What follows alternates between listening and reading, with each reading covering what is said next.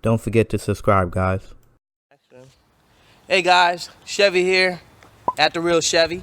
So a lot of people been asking me as far as what is wholesaling, how are you finding properties. Well, the basis of it, guys, is that wholesaling simply does you finding properties at a distress. So I'm going to show you guys real quick what are some of the properties that you need to be looking for.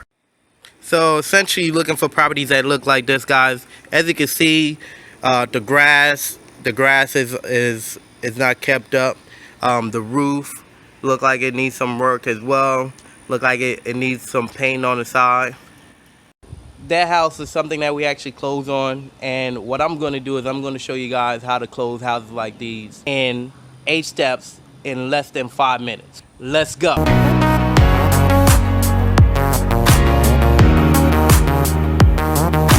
This video is sponsored with Deal Machine and Propstream. This is how we've been able to find the majority of our success with Propstream, by pulling all of our leads and finding our cash buyers. This is another great app that we use for our success. Deal Machine, you send postcards in real time. Just a little backstory as far as how we stumbled upon real estate. My wife's cousin actually lost her job. So she lost her house due to the fact that she wasn't able to actually pay that mortgage itself. So my wife was just doing some research just to see how she could have helped and see how can she help other people as well. And the rest was history because she stumbled up on wholesaling, and I kind of just took the ball and ran with it from there. Step one is finding a distressed property. Find a distressed property, such as property is vacant or maybe it's abandoned. The grass needs some upkeeping. The roof is falling apart. And how you do that is simply by driving around looking for these properties or walking around. Either way. But in real estate, we call that driving for dollars. For driving for dollars, I use Deal Machine a lot. Great software to use when it comes to looking up the property, taking a picture, even sending postcards to that seller to where they're able to respond back to me. To get a 14-day free trial, the link is going to be in the description below. Step 2, looking up the information for the property. Simple as going to your tax assessor's website, plugging in the property address, being able to pull up the owner's information. Okay?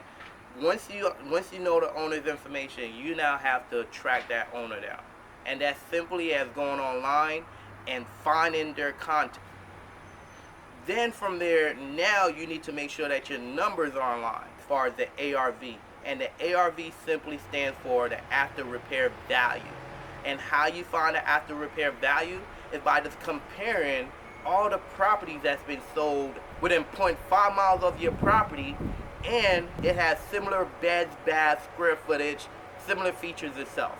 So the past 6 months of houses that's been sold, I use Propstream to evaluate tons of my deals when it comes to the ARV of a property. So you get a 7-day free trial. The link is in the description below. So step 3 is now getting in touch with that property owner.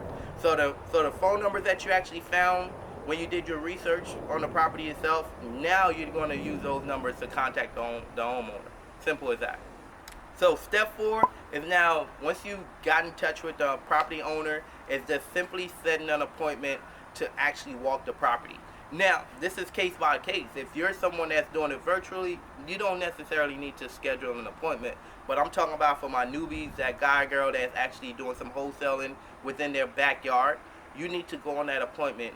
So this way you're able to build relationship with that seller. So step 5, putting the property on the contract, guys. So if the numbers make sense for the seller and the numbers make sense for you as well, put the property on the contract. Now, I actually have a contract that I use here in my city. When it comes to your city, you do need to do your own due diligence as far as researching the laws and what goes in your city. Alright guys, step 6 is actually now moving the property. So if you're not picking it up yourself, you have to find somebody to actually pick up the property. So there's tons of different ways to actually do that. Perfect. So step 7, you now have a contract with the seller and you have a contract with your buyer, what you need to do now is take both contracts to the title company or a closing attorney. Step 8, this is the fun part. So now that everything is with the title company, they doing all their due diligence and make sure everything is good to go. The seller showed up, the buyer showed up, everybody signed off on paperwork.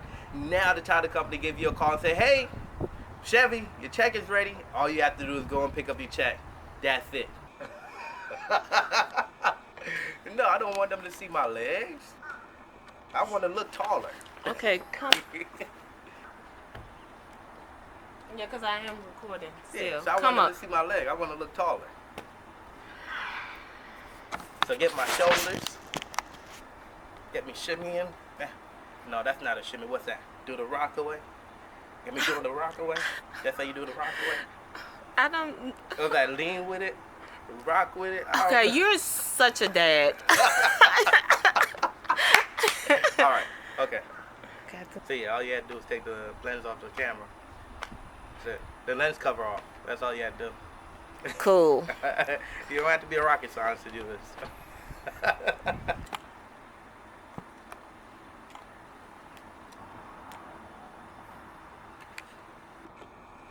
Hello?